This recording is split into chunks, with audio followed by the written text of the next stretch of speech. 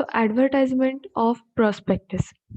Section 30 lays down where an advertisement of any prospectus of company is published in any manner, it shall be necessary to specify therein the contents of its memorandum as regards the object. कोणत्याही एखाद्या प्रॉस्पेक्टसचं जे advertisement केलं जातं, मग तेव्हा त्यामध्ये काय गरजेचं आहे? It is necessary to specify the contents of its memorandum as regards the objects. मग मेमोरेंडममध्ये जे काही कंटेंट्स त्यामध्ये आहेत, तर तर ते कंटेंट प्रॉस्पेक्टसमध्ये सुद्धा असले पाहिजेत. मग त्यापैकी कोणते कोणते असतील तर the liability of members, then the amount of share capital of company and the number of signatories. म्हणजे कंपनीमध्ये मेंबर्सची लायबिलिटी किती आहे किंवा अमाउंट ऑफ शेअर कॅपिटल, मग त्यातले सबस्क्राईब शेअर किती आहेत, अनसबस्क्राईब किती आहेत, then the name of signatories, म्हणजे ज्यांच्या ज्यांच्या सिग्नेचर तिथे मॅन्डेटरी आहेत किंवा गरजेचे आहेत, रिक्वायर आहेत, तर त्यांचे name, address, then their signatures is necessary and the number of share subscribe for them and its capital structure. मग त्यांचं कॅपिटल स्ट्रक्चर कसं आहे किंवा त्यांनी किती शेअर्स सबस्क्राईब केलेत, कंपनीमध्ये टोटल शेअर कॅपिटल किती आहे, ही सगळी इन्फॉर्मेशन त्यामध्ये असली पाहिजे. This is necessary for advertisement of prospectus.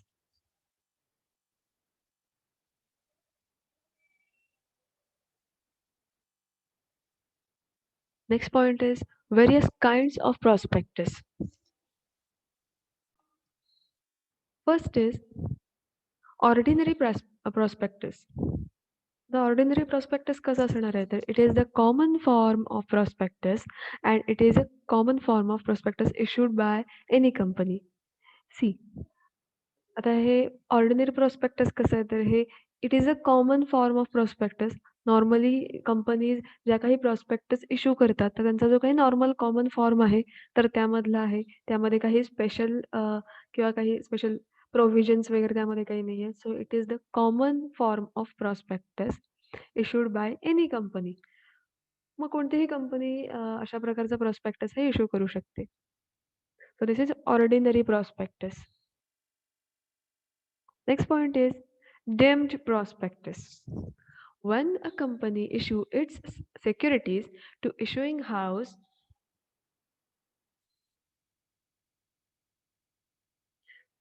when the company issue its securities to issuing house and issuing house later on transfer these securities later on to public, then issuing house issues or issues an offer document. This offer document is known as a deemed prospectus. मग आता इथे step by step काही structure एक सांगितलेलं आहे. When a company issues its securities to issuing house. मग जेव्हा company त्यांच्या ज्या काही सिक्युरिटीज इश्यू करायच्या आहेत तर त्या इश्यूइंग हाऊसकडे ट्रान्सफर करते अँड देन इश्यूइंग हाऊस त्याच्या सिक्युरिटीज आहेत त्या पब्लिकमध्ये इश्यू करतायत किंवा त्या पब्लिकमध्ये त्या ट्रान्सफर करतात. सो इथे डिरेक्टली कंपनीतून बाहेर पब्लिककडे जात नाही, तर कंपनीतून इश्यूइंग हाऊसकडे जाते. देन इश्यूइंग हाऊसकडून त्याच्या सिक्युरिटीज आहेत ज्या पब्लिकमध्ये त्यांना सेल करायचे आहेत किंवा जे शेअर्स आहेत हे पब्लिकने सबस्क्राईब करावेत, त्यांच्यासाठी ऑफर द्यायची आहे. सो ह्या सिक्युरिटीज ज्या आहेत ह्या पब्लिककडे दिल्या जातात. So the securities later on to public and then issuing house issue offer document and this document is known as a deemed prospectus. मग इश्युइंग हाऊस जे आहे हे पब्लिककडे त्या सिक्युरिटीज सेल करण्याआधी जे काही एक डॉक्युमेंट त्यांना ऑफर केलं जातं, ऑफर डॉक्युमेंट आहे आणि या ऑफर डॉक्युमेंटमध्ये ज्या काही सिक्युरिटीज त्यांना सेल करायच्या आहेत, मग त्या कंपनीला शेअर्स जे आहेत हे पब्लिकमध्ये डिस्ट्रीब्यूट करायचे असतील, त्यांना सेल करायचे असेल, डिबेंचर्स असतील किंवा अजून काही असेल, तर ज्या काही सिक्युरिटीज त्यांना सेल करायच्या त्याचं जे ऑफर डॉक्युमेंट आहे, शेअरची प्राइस किती आहे, इश्यू प्राइस किती आहे, डिबेंचर्स असतील तर ते कसे आहेत. सो हे जे ऑफर डॉक्युमेंट आहे it is non as a deemed prospectus. So this deemed prospectus has all the contents of prospectus and it has a fulfill all legal conditions regarding the prospectus. मग या प्रॉस्पेक्टसमध्ये काय काय आहेत तर normally इतर ज्या प्रॉस्पेक्टसमध्ये जे जे काही कंटेंट्स आहेत तेच सगळे यामध्ये सुद्धा आहेत. And it has to fulfil all the legal conditions regarding prospectus. मग प्रॉस्पेक्टसच्या रिगार्डिंग ज्या ज्या काही कंडिशन्स आहेत, ज्या प्रोव्हिजन्स आहेत, लीगल कंडिशन्स त्यांना फुलफिल कराव्या लागतात. आपले 2 पॉइंट्स जे आहेत, 2 काइंड्स इथे संपलेले आहेत. लक्षात आलेत का सगळ्यांना? Yes. Yes. ती ऑर्डिनरी प्रॉस्पेक्टसमध्ये काय होतं? It is a common form of prospectus. Common form जो आहे, जो सगळ्या कंपन्या फॉलो करतात, त्या कॉमन फॉर्ममध्ये जे काही प्रॉस्पेक्टस असेल, that is ordinary prospectus. What about deemed prospectus? आता हे डिम्ड प्रॉस्पेक्टस काय आहे? तर when a company issues the securities to issuing house, मग आता इथे सिक्युरिटीज ज्या आहेत ह्या कंपनी सिक्युरिटीज इश्युइंग हाऊस कडे ट्रान्सफर करते अँड देन इश्युइंग हाऊस जे आहे हे पब्लिकमध्ये त्या सिक्युरिटीज बद्दल ऑफर जी आहे ही कन्व्हे करण्यासाठी ऑफर ऑफर मीन्स इथे इन्व्हाइट केलं जातं पब्लिकला की त्यांनी यावं आणि कंपनीच्या ज्या काही सिक्युरिटीज आहेत त्या परचेस कराव्या.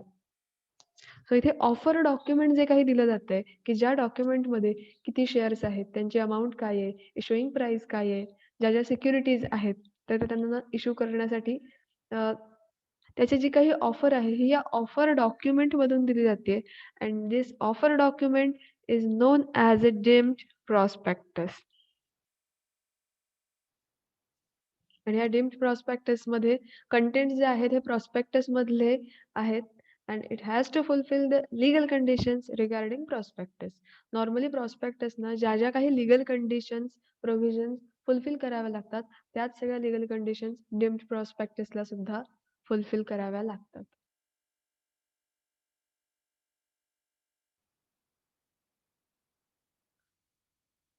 Next is red herring prospectus.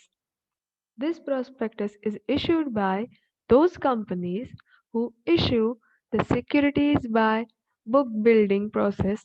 Hence in this process the price of securities will be calculated depending on the demand from public. See आता हे रेड हेअरिंग प्रॉस्पेक्टसमध्ये काय केलं जातं, तर इथे जे प्रॉस्पेक्टस इश्यू केलं जातं ते कोणत्या कंपनीजकडून? तर अशा companies those who have issue the securities by book building process. मग ज्या कंपनीज ही प्रोसेस फॉलो करतायत त्यांचं प्रॉस्पेक्टस हे इश्यू केलं जातं and hence this process the price of securities will be calculated depending on the demand of public. मग पब्लिकची ज्याप्रमाणे डिमांड आहे मीन्स पब्लिकला कोणत्या किती अमाऊंटला शेअर परचेस करायचं आहे किंवा सिक्युरिटीजमध्ये इन्व्हेस्टमेंट करण्यासाठी पब्लिकची डिमांड कशी आहे, काय आहे, त्याच्यावरून इथे सिक्युरिटीजच्या ज्या प्राइजेस आहेत ह्या ठरवल्या जातात. आता या सिक्युरिटीजमध्ये काय काय येईल तर शेअर्स, डिबेंचर्स ह्या ज्या सिक्युरिटीज आहेत कंपनीला ह्या सेल करायच्या असतात. सेल कुणाला करायचे असतात तर पब्लिकला. मग पब्लिकची जशी डिमांड असेल, पब्लिकची जशी रिक्वायरमेंट आहे, तर त्या अकॉर्डिंगली इथे त्या सिक्युरिटीजच्या प्राइजेस ज्या आहेत ह्या ठरवल्या जातात किंवा त्याच्या प्राइस ज्या आहेत ह्या डिसाईड केल्या जातात. So this is red herring prospectus. यामध्ये इम्पॉर्टंट पॉईंट काय आहे तर this prospectus is issued by those companies who issue the securities by book building process. मग अशा कंपनीज ज्या बुक बिल्डिंग प्रोसेस थ्रू त्यांचे जे शेअर्स आहेत हे इश्यू करतात. Next point is statement in लिeu of prospectus. The statement in lieu of prospectus is issued by the company when the company does not issue securities to public. मग आता statement in लिeu of prospectus हे केव्हा issue केलं जातं? when a company does not issue the securities to public. जेव्हा company स्वतःच्या ज्या काही सिक्युरिटीज आहेत, सिक्युरिटीज, शेअर्स, डिबेंचर्स हे पब्लिकमध्ये इश्यू करत नाहीये, तेव्हा स्टेटमेंट इन लिeu of prospectus हे इश्यू करावं लागतं. This statement has all the contents of prospectus and is registered with ROC, means registrar of company, like a normal prospectus. आणि जे स्टेटमेंट इन लिeu of prospectus जे आहे याच्यामध्ये प्रॉस्पेक्टसचे सगळे कंटेंट्स जे आहेत हे असतात and it is registered with the ROC, that is registrar of companies, like a normal prospectus. The statement is issued by the company in private placements and they also have a penalties if there is a misstatement. आता इथे statement in lieu of prospectus जे आहे ही company कुठे issue करते तर private प्लेसमेंट्समध्ये आणि याच्यामध्ये सुद्धा पेनल्टीज आहेत. जर एखादं मिसलीडिंग स्टेटमेंट केलं असेल किंवा एखादं चुकीचं स्टेटमेंट त्यामध्ये झालं असेल, तर तिथे पेनल्टीज ज्या आहेत ह्या बाकीच्या प्रॉस्पेक्टस सारख्याच आहेत. So this is the statement in lieu of prospectus. लक्षात येतंय? Yes. Yes. Yes, ma'am. Statement in lieu of Yes. प्रॉस्पेक्टसमध्ये एक थोडा डिफरंट पॉइंट होता. यामध्ये एक थोडा डिफरंट पॉइंट आहे. Statement in lieu of prospectus is issue by the company when company does not issue securities to public. बाकीच्या प्रॉस्पेक्टसच्या काइंड्समध्ये काय होतं तर जेव्हा कंपनी पब्लिकमध्ये सिक्युरिटीज ज्या आहेत ह्या इश्यू करते किंवा त्यांना त्यांच्या सिक्युरिटीज ज्या आहेत ह्या सेल करायच्या आहेत. बट इथे काय होतं तर इथे स्टेटमेंट इन लिeu ऑफ प्रॉस्पेक्टसमध्ये company does not issue securities to public. Company कोणत्याही प्रकारच्या सिक्युरिटीज या पब्लिकमध्ये इश्यू करत नाहीये. Get it?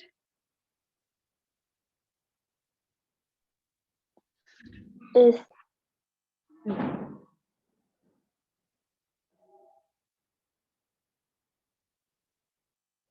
See the next kind, that is shelf prospectus. This is the prospectus which issued by the financial institution, and this prospectus remains valid for the 12 months. See, आता हे prospectus कोण issue करताय तर it is issued by the financial institution.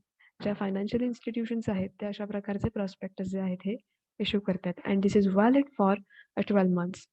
मग आता हे validity किती आहे किंवा ह्याचं व्हॅलिड टाइम पिरियड किती आहे? It is valid for the 12 months, फक्त 12 महिने. This prospectus is issued so that the financial institution can issue the securities more than once during 12 months.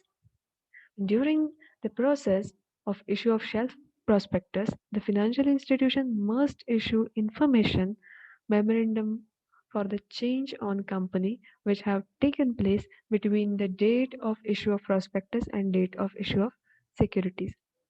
The shelf prospectus हे कोण इश्यू करतात तर financial institution आणि त्यांची व्हॅलिड टाइम पिरियड आहे 12 months. Then या प्रोसेसमध्ये हे जे शेल्फ प्रॉस्पेक्टस इश्यू केलं जातं आहे फायनान्शियल इन्स्टिट्यूशनकडून, it must issue the information memorandum for change. मग याच्यामुळे जी काही इन्फॉर्मेशन आहे ही मेमोरेंडममध्ये चेंज करावी लागते. So issue the information memorandum for a change on company which have taken place between the date of issue of prospectus and date of issue of securities. मध्ये prospectus केव्हा issue केलं जातं and date of issue of securities आणि त्या securities केव्हा issue केल्या जातात तर यांच्या या डेट्समध्ये जे काही चेंजेस आहेत हे तिथे कंपनीमध्ये रेकॉर्ड करावे लागतात. So this is the shelf prospectus.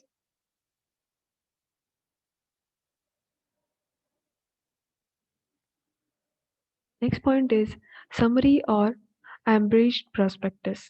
According to the Companies Act 1956, every application form for purchasing the share of company must be issued only with the copy of prospectus. Hence, application form cannot be issued without the copy of prospectus. The Companies Act 1956 जो आहे तर त्यानुसार काय म्हटलंय तर company जेव्हा application form issue करते तर तेव्हाच त्यांनी प्रॉस्पेक्टस सुद्धा इश्यू केलं पाहिजे. सो ऍप्लिकेशन फॉर्म बरोबर एक प्रॉस्पेक्टसची कॉपी सुद्धा तिथे द्यावी लागते. To save the application resources and money, a summary prospectus is prepared and prospectus will be attach to the application form. आता इथे ऍप्लिकेशन जे आहे to save the application resource and money, मग ऍप्लिकेशन रिसोर्स अँड मनी इथे save करण्यासाठी हे जे summary prospectus आहे हे इथे इश्यू केलं जातं and it will be attach to the application form. And this prospectus must have all the contents of regular prospectus. जे रेग्युलर प्रॉस्पेक्टसमध्ये कंटेंट्स आहेत, जे स्ट्रक्चर आहे same in this summary prospectus, and hence the summary prospectus is also issued in the same manner in which regular prospectus issued. Normal prospectus मध्ये जे काही structure आहे, जे काही कंटेंट्स आहेत मग हेच समरी प्रॉस्पेक्टस मध्ये आहे. फक्त इथे काय आहे तर कंपनीज ॲक्ट 1956च्या अकॉर्डिंगली त्यांनी जे काही प्रोव्हिजन सांगितल्यात मीन्स जेव्हा शेअर ॲप्लिकेशन फॉर्म इश्यू केला जातो तर त्याच्यासोबत एक प्रॉस्पेक्टसची कॉपीसुद्धा इथे त्यांना द्यावी लागते. This is the summary and abridged prospectus. लक्षात येतंय? Yes.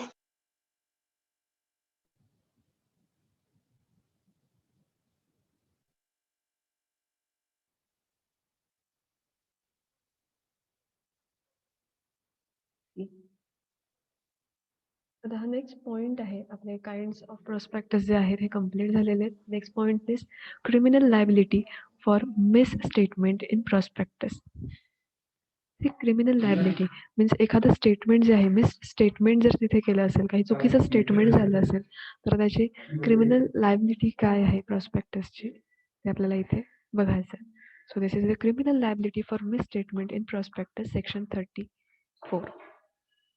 Where a prospectus issued, circulated, or distributed under this chapter includes any statement which is untrue or misleading in a form or context which is included or where any inclusion.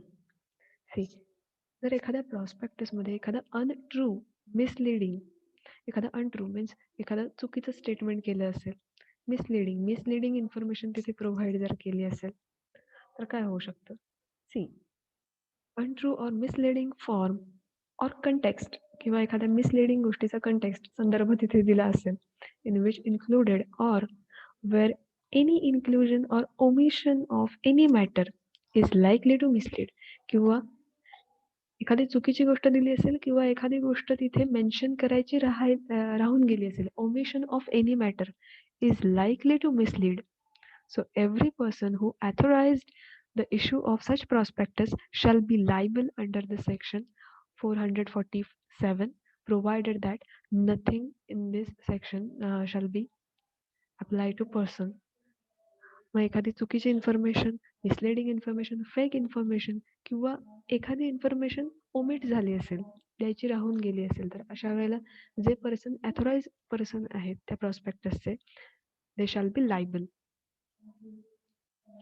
ते या सगळ्यासाठी liable आहेत because प्रॉस्पेक्टसमधून जर एखादी चुकीची information गेली तर ती पब्लिकमध्ये तशीच स्प्रेड होत राहते आणि त्याच्यामुळे एखाद्याला लॉस होऊ शकतो, एखाद्याचं नुकसान होऊ शकतं. मग अशा वेळेला क्रिमिनल लायबिलिटी काय आहे तर जो अथॉरिटी आहे किंवा प्रॉस्पेक्टस जो कोणी इश्यू करतोय अथॉराइज पर्सन आहे ही इज लायबल फॉर दिस.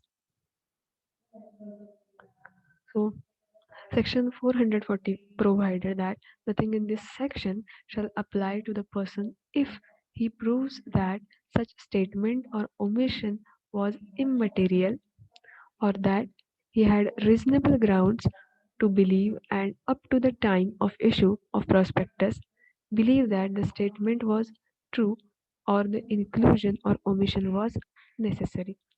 मग आता या सेक्शनमध्ये काय दिलंय it is that nothing in this section.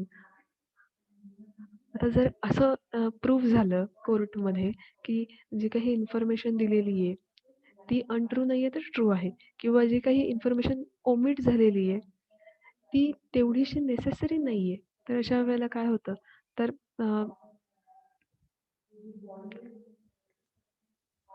Then the omission was इममेटेरियल म्हणजे इममेटेरियल आहे त्याचं काहीच जरी ते ओमिट झाली असेल एखादी इन्फॉर्मेशन तरीही तेवढी ती नेसेसरी नव्हती.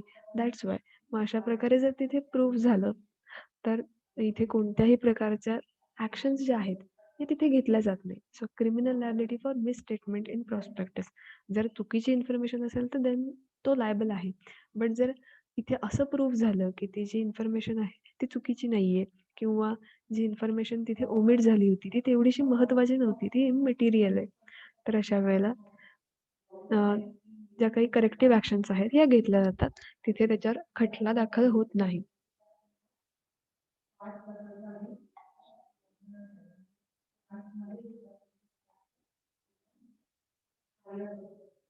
Next is civil liability for misstatement in prospectus. मला सिव्हिल लायबिलिटीज काय काय आहेत? Civil liability for misstatement in prospectus. First is First main point is where a person has subscribed for securities of company acting on any statement included or inclusion or omission of any matter in the prospectus which is misleading and has sustained any loss or damage as the consequence thereof, the company and every person who is the director of company at time of issue of prospectus then has authorized himself. See आपण first याचा meaning बघूया.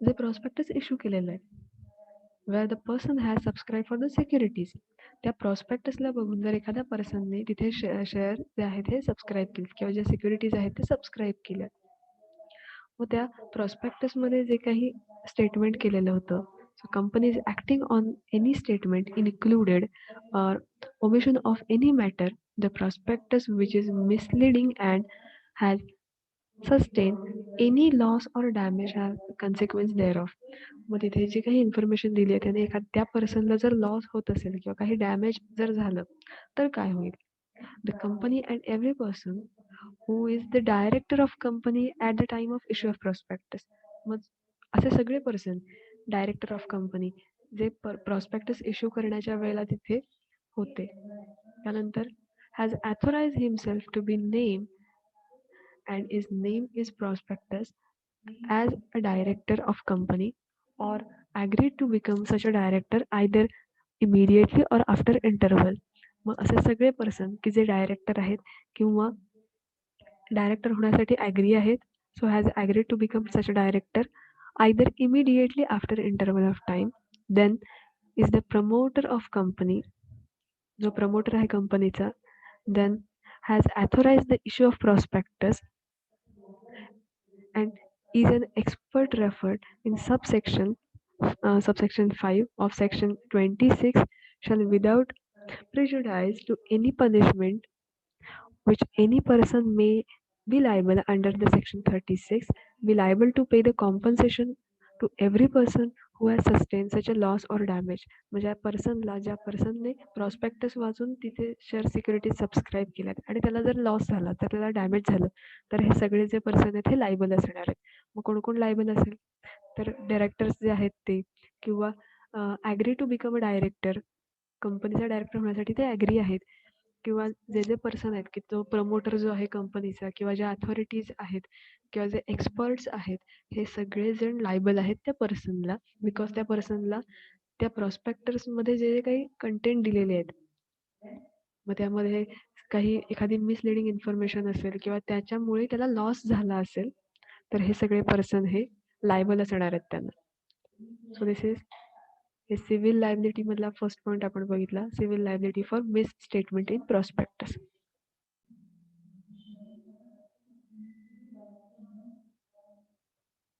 Next point is no person shall be liable if he proves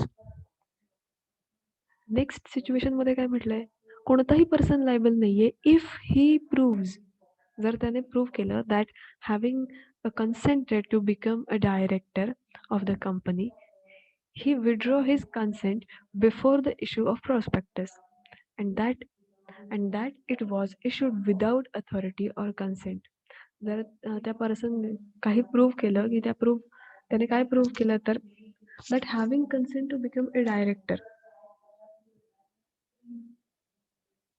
he withdraw his consent before the issue of prospectus त्याने त्याचा जो consent आहे त्याने consent दिला नव्हता so his withdraw his consent before the issue of prospectus त्या prospectus issue करण्याआधी त्याने स्वतःचा जो कन्सेंट आहे कन्सेंट म्हणजे त्याची जी काही संमती आहे त्याचं जे अप्रुव्हल आहे कन्सेंट म्हणजे काय तर एखाद्या गोष्टीला आपली संमती असणे so he withdraw his consent before issue of prospectus and that it was issued without his authority or consent मग त्या डायरेक्टरच्या कन्सेंट शिवाय विदाऊट कन्सेंट ते जे प्रॉस्पेक्टस आहे हे इश्यू केलंय so it was issued without the authority or consent किंवा that the prospectus was issued without knowledge or consent and that on becoming aware of its issue he forthwith gave the reasonable public notice and that it was issued without his knowledge or consent. म्हणजेच काय, तर त्या डायरेक्टरचा consent नसताना इथे ते जे काही prospectus आहे हे इश्यू केलं गेलेलं आहे, किंवा त्याला त्या गोष्टींबद्दल माहिती नव्हती. बिकॉज इथे कसं म्हटलं आहे, तर that prospectus was issue without his knowledge or consent. त्या प्रॉस्पेक्टसमध्ये काय इश्यू केलेलं आहे हे त्याला माहिती नव्हतं, किंवा ते जर बघितलं असेल तर त्याला त्याचा कन्सेंट नव्हता, त्याची संमती नव्हती. And that on becoming aware of its issue, he forthwith gave a reasonable public notice. आणि जेव्हा त्याला कळलं तेव्हा त्याने एक रिझनेबल पब्लिक नोटीस जी आहे ही दिली होती. And that it was issued without his knowledge and consent. त्याला तिथे एक नोटीस द्यावी लागते, बिकॉज त्याची जर संमती नसेल किंवा त्याला माहितीच नसेल की इथे कोणती इन्फॉर्मेशन दिलेली आहे, मग अशावेळी त्याने नोटीस द्यावी लागते, की त्या नोटीसमध्ये काय असेल, that it was issued without his knowledge or his consent. जी काही इन्फॉर्मेशन दिली होती त्यात माझी संमती नव्हती, means without my consent and without my his knowledge. त्याला त्या गोष्टीबद्दल माहिती नव्हती. So no person shall be liable if he proves. जर मग आता इथे कोणताही पर्सन लायबल नाही होणार जेव्हा कंपनी हे असं काही प्रूव्ह करेल, किंवा कंपनीमधला जो पर्सन आहे त्याने जर असं प्रूव्ह केलं की आमच्या कोणाचाही कन्सेंट नसताना ही गोष्ट जी आहे हिला अप्रुव्हल मिळालेलं आहे, किंवा त्याला माहिती नव्हतं की यामध्ये कोणती इन्फॉर्मेशन ही दिलेली आहे. So no person shall be liable if he proves that having consented become director of company, he withdraw his consent or without his knowledge or consent. Next point is where it is proof that the prospectus has been issued with the intent to defraud to the applicants for the securities of company or any other person or any fraudulent purpose. Every person shall be personally responsible without any limitation of liability. जर एखाद्या प्रॉस्पेक्टसमध्ये काही fraudulent गोष्टी असतील किंवा fraudulent पर्पजने ते तिथे काही गोष्टी तिथे मेन्शन केल्या असतील किंवा त्याच्यामुळे जर लोकांना लॉस होत असेल, then every person shall be liable. So every person shall be personally liable without any limitation of liability for all or any losses or any damages may have been incurred to by any person who is subscribed the securities on the basis of prospectus. Prospectus मध्ये ज्या काही गोष्टी आहेत तर त्या fraud करण्याच्या उद्देशाने जर तिथे मेन्शन केल्या असतील किंवा त्यामुळे जर कोणाला लॉस होत असेल, तर अशा वेळी असे सगळे पर्सन लायबल आहेत की ज्यांनी ते प्रॉस्पेक्टस इश्यू केलं होतं. त्यांना कोणत्याही प्रकारे तिथे लिमिट येत नाहीये, त्यांची सगळी without any limitation he is liable for losses. ही नॉर्मल केस आहे. याच्यामध्ये काय आहे, तर जर तिथे काही स्टेटमेंटमुळे प्रॉस्पेक्टसमध्ये इश्यू केलेल्या इन्फॉर्मेशनमुळे जर कोणाला लॉस होत असेल, त्यामुळे जर फ्रॉड होत असतील, तर अशा वेळी त्या प्रॉस्पेक्टस इश्यू करणारे सगळे पर्सन हे तिथे पर्सनली लायबल आहेत. They are responsible for that loss or damage. त्या पर्सनला जो काही लॉस झालेला आहे, त्याला जे काही डॅमेज झालेलं आहे, त्यासाठी ज्यांनी प्रॉस्पेक्टस इश्यू केलेलं आहे ते सगळे पर्सन हे पर्सनली लायबल आहेत. लक्षात येत आहे?